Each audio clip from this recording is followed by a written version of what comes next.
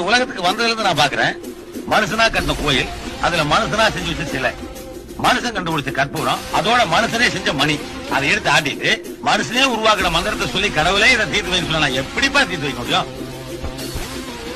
இந்த உலகத்துல மனுஷனுக்கு என்னையா கொடுக்கல?